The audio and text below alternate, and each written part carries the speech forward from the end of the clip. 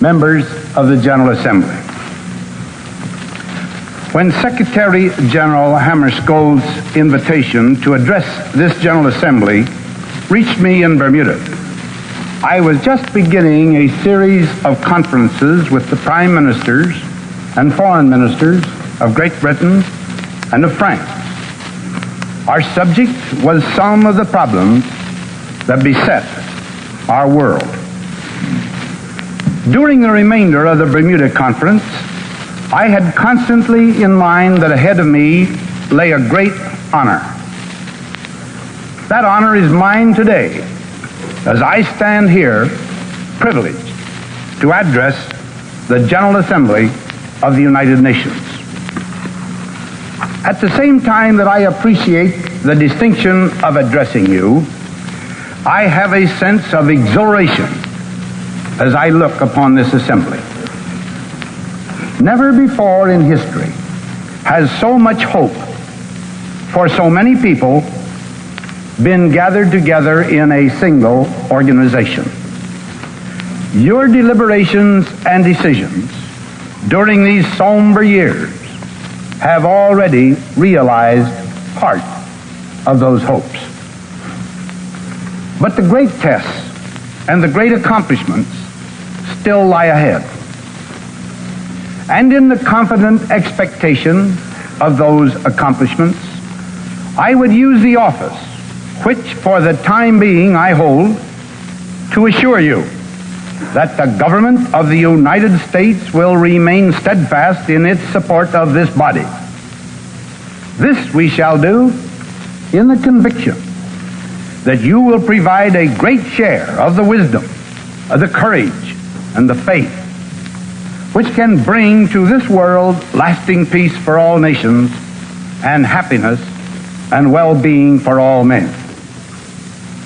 Clearly, it would not be fitting for me to take this occasion to present to you a unilateral American report on Bermuda. Nevertheless, I assure you that in our deliberations on that lovely island, we sought to invoke those same great concepts of universal peace and human dignity which are so cleanly etched in your charter. Neither would it be a measure of this great opportunity merely to recite, however hopefully, pious platitudes. I therefore decided that this occasion warranted my saying to you some of the things that have been on the minds and hearts of my legislative and executive associates and on mine for a great many months. Thoughts I had originally planned to say primarily to the American people. I know that the American people share my deep belief that if a danger exists in the world, it is a danger shared by all. And equally, that if hope exists in the mind of one nation, that hope should be shared by all. Finally, if there is to be advanced any proposal designed to ease, even by the smallest measure, the tensions of today's world, what more appropriate audience could there be than the members of the General Assembly of the United Nations? I feel impelled to speak today in a language that, in a sense, is new. One which I, who have spent so much of my life in the military profession, would have preferred never to use. That new language is the language of atomic warfare. The atomic age has moved forward at such a pace that every citizen of the world should have some comprehension, at least in comparative terms, of the extent of this development, of the utmost significance to every one of us. Clearly, if the peoples of the world are to conduct an intelligent search for peace, they must be armed with the significant facts of today's existence. My recital of atomic danger and power is necessarily stated in United States terms, for these are the only incontrovertible facts that I know. I need hardly point out to this assembly, however, that this subject is global, not merely national in character. On July 16, 1945, the United States set off the world's first atomic explosion. Since that date, in 1945, the United States of America has conducted 42 test explosions. Atomic bombs today are more than 25 times as powerful as the weapon with which the atomic age dawned, while hydrogen weapons are in the ranges of millions of tons of TNT equivalent. Today, the United States stockpile of atomic weapons, which of course increases daily, exceeds by many times the total equivalent of the total of all bombs and all shells that came from every plane and every gun in every theater of war in all of the years of World War II.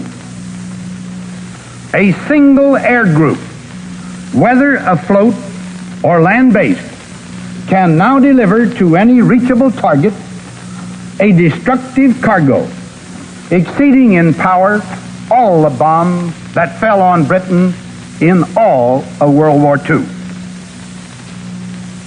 In size and variety, the development of atomic weapons has been no less remarkable. The development has been such that atomic weapons have virtually achieved conventional status within our armed services. In the United States, the Army, the Navy, the Air Force, and the Marine Corps are all capable of putting this weapon to military use.